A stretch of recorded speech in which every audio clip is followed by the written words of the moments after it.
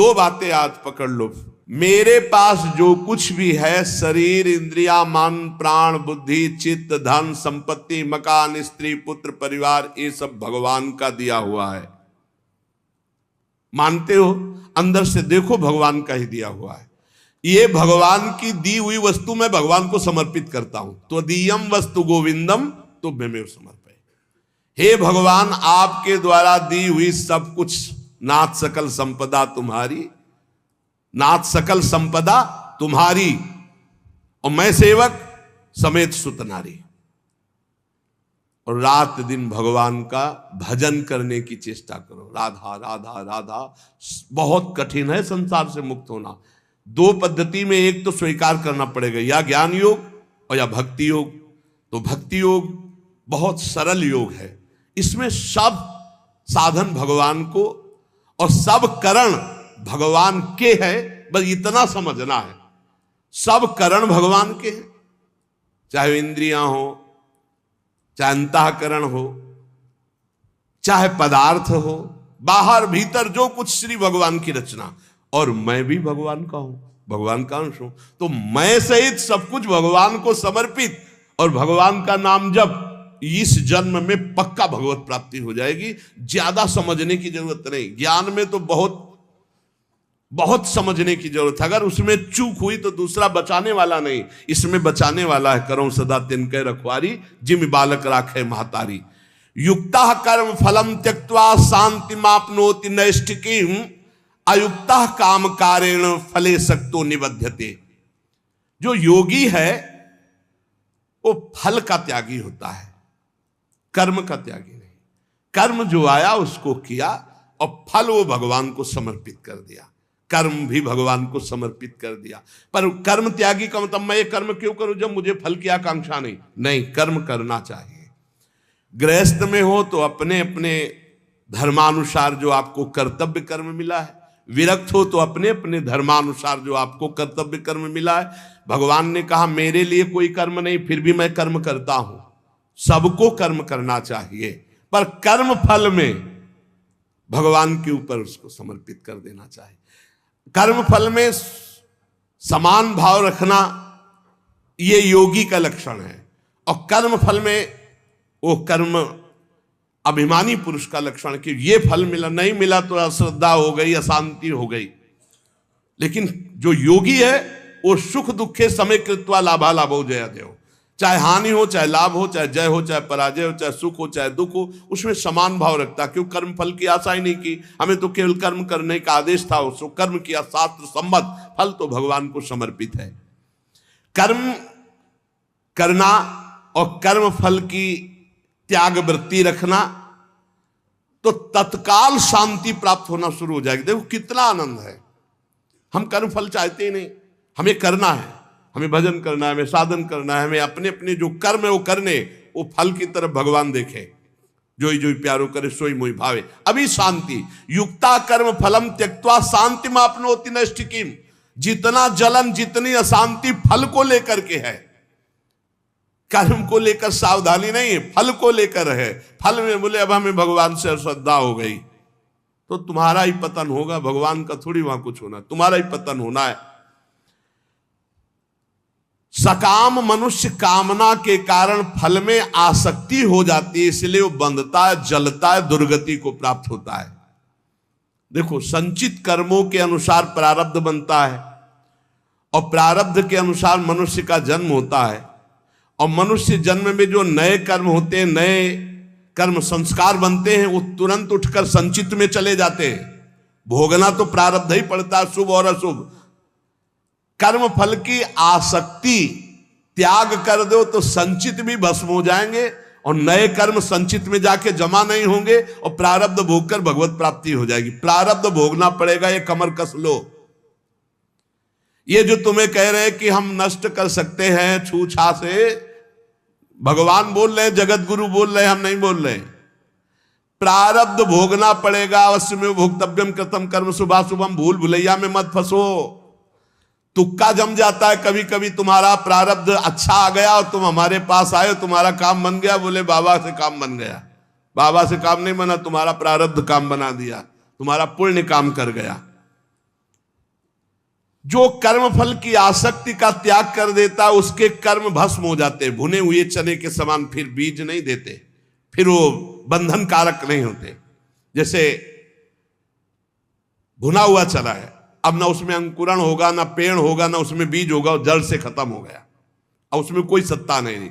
तो जो कर्म फल की आशा ना रख करके केवल भगवत प्रीत्यर्थ किया जाता है, वो उसे बांध नहीं सकता, उसे जन्म मरण में नहीं पहुंचा सकता। नहीं तो चाहे शुभ कर्म हो, अच्छा कर्म हो या बुरा कर्म, उसे जन्म मरण में फंसा देगा।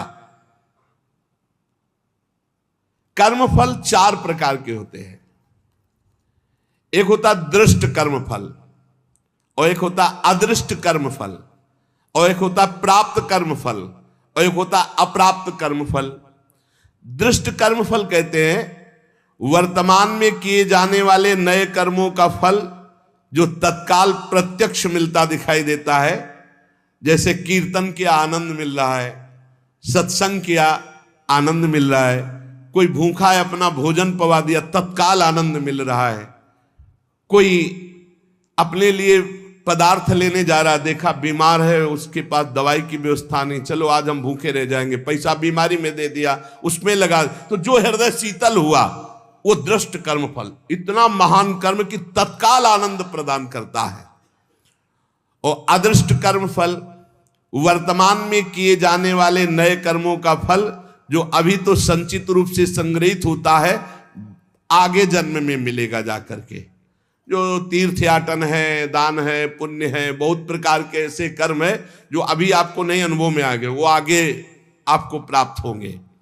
और प्राप्त कर्म फल जो पूर्व के कर्म फलों का प्रारब्ध बन करके आ गया है, शरीर प्राप्त कर्म फल है, प्रारब्ध जैसा वैसा शरीर, वैसे ही कुल में जन, वैसे ही धनवान, संपत्तिवान, अनुकूलता प्रतिकूलता, ये प्राप्त कर्म फल है। पूर्व में जो कर्म किए उससे जो प्रारब्ध बना है वो पहले से निश्चित हो चुका है। अप्राप्त कर्म फल प्रारब्ध कर्म के फल रूप में अब जो आगे आने वाला है, ये भविष्य में मिलने वाले सुख दुख है, जो अप्राप्त कर्म फल है। प्राप्त कर्म फल हो चुका, शरीर ऐसे कुल में जन्मा, शरीर ऐसा है, ऐसा ऐसा धन संपत्तिवान माता पिता मिले या निर्धन मिले, या जैसे अनुकूल प्रतिकूल परिस्थिति जो वर्तमान में मुझे मिली, ये प्राप्त कर्म फल। और जो अब आगे आने वाली है अप्राप्त कर्म फल, ये प्रारब्ध बड़ा भयानक है जो आगे आने वाला है। इसे भयानक को बड़ा मृदुल किया जा सकता है भजन के प्रभाव से, नष्ट तो किया जा सकता है पर भगवत प्राप्ति नहीं होगी। फिर पूरा झोंकना पड़ेगा इसी प्रारब्ध मिटाने में भजन को। प्रारब्ध भी हम भोग ले और भगवत भी प्राप्ति हो जाए, तो भजन से प्रारब्ध जो 100% आपको दुख देने वाला है वो 10% आके भुगता के 90% नष्ट हो जाएगा, 10% भोगना पड़ेगा और चला जाए। भजन का बड़ा प्रभाव होता है। 12 वर्ष का गलित कुष्ठ 24 घंटे में भुगता के चला गया। 12 वर्ष कहां और कहां 24 घंटे। भजन से अप्राप्त कर्म फल को, जो आने वाला प्रारब्ध है, उसे रोका जा सकता है, उसे कम किया जा सकता है, उसे मिटाया भी जा सकता है। पर जो भगवत प्राप्ति करना चाहते हो, मिटाने में नहीं फंसते, वो उसे भोग लेते हैं और भगवान की प्राप्ति करते हैं। ये 4 प्रकार के कर्म फलों में दृष्ट और अदृष्ट ये क्रियमाण है, और जो प्राप्त और अप्राप्त कर्म फल हैं प्रारब्ध के अधीन है।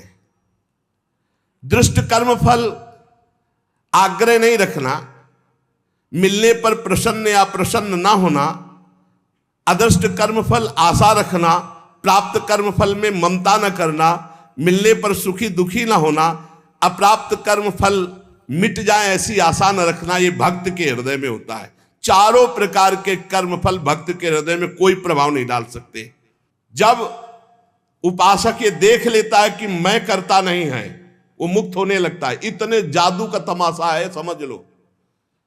गांठ लगी ही नहीं, गोस्वामी जी कह रहे जड़ चेतन ही ग्रंथि पड़ गई, यद्यपि मृषा छूटत कठिनाई। है ही नहीं बंधन, पर छूटना बड़ा कठिन है। बस इतना समझ लो कि बंधन ही नहीं है, पर छूटना बड़ा कठिन है।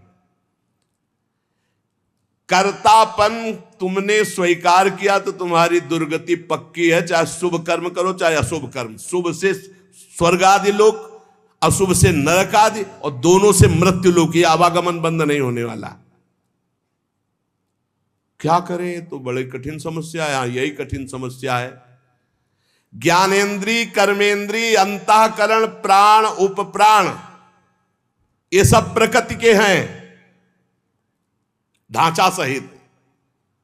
शब्द, स्पर्श, रूप, रस, गंध, ये प्रकृति के हैं। वो 5 ज्ञानेन्द्रियां उनको प्रकृति में भोग रही।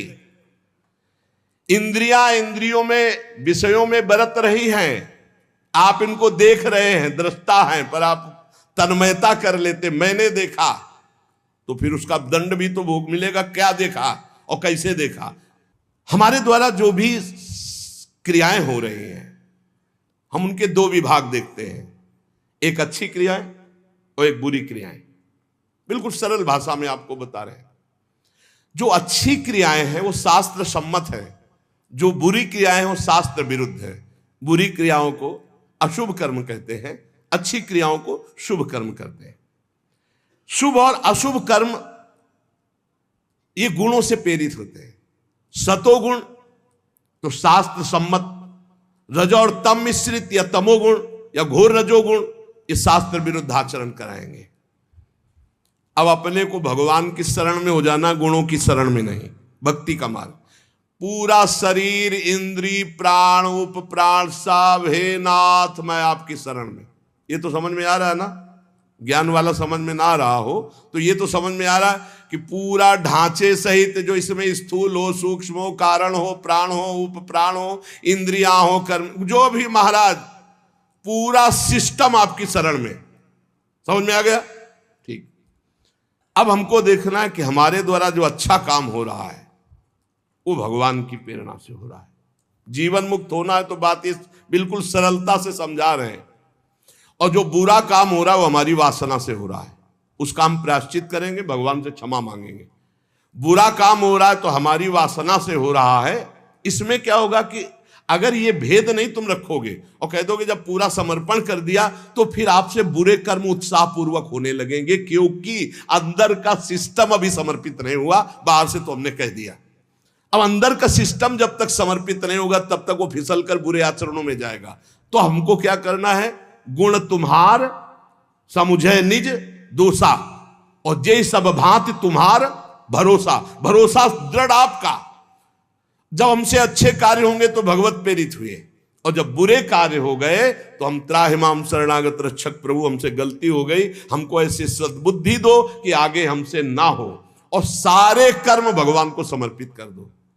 तो जो एक दिव्य ज्ञानी की स्थिति होती है, अहंकार रहित महापुरुष की, वही भक्त की स्थिति होती है।